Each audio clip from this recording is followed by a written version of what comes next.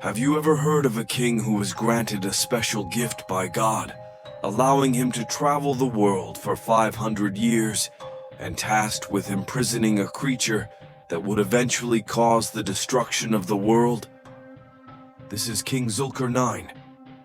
King Zulkarnain was a just and righteous king who was able to unite all nations in the world during his time.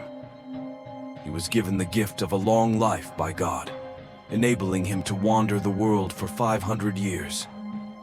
With this gift, he could explore the ends of the East and the ends of the West, yet never find their limits.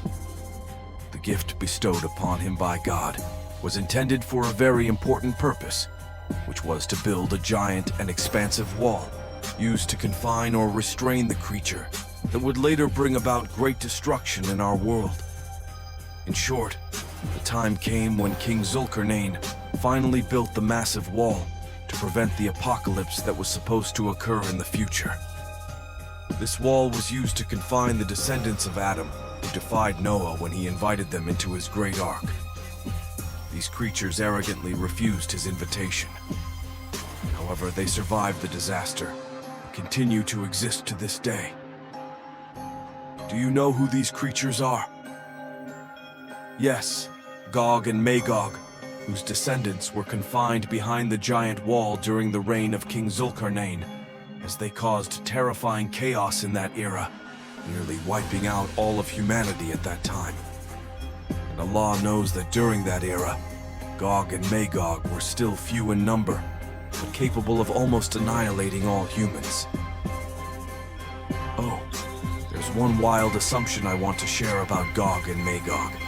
They are not imprisoned inside the wall, but rather behind it. Allegedly, the giant wall was constructed by encircling the world within its scope, not entirely. However, King Zulkarnain did not succeed in attaining eternal life, as it was not destined for him by God at that stage.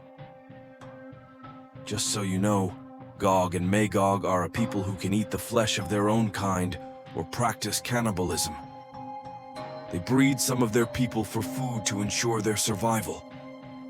It is feared that if they were to break free into human territories, they would capture and breed humans for food, with their numbers being 1 in 1,000 compared to the current human population. However, facts about Gog and Magog are always shrouded in secrecy or distorted with different words, such as being trapped between two mountains.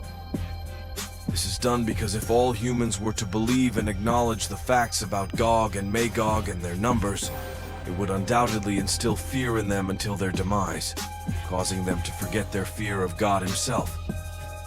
So in your opinion, who is actually imprisoned by King Zulkarnain?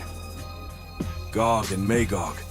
Or is it us who are truly confined by King Zulkarnain using the giant wall that is now frozen into Antarctica to prevent the annihilation of human civilization by the descendants of Gog and Magog, who are currently multiplying to 1,000-fold of the current human population?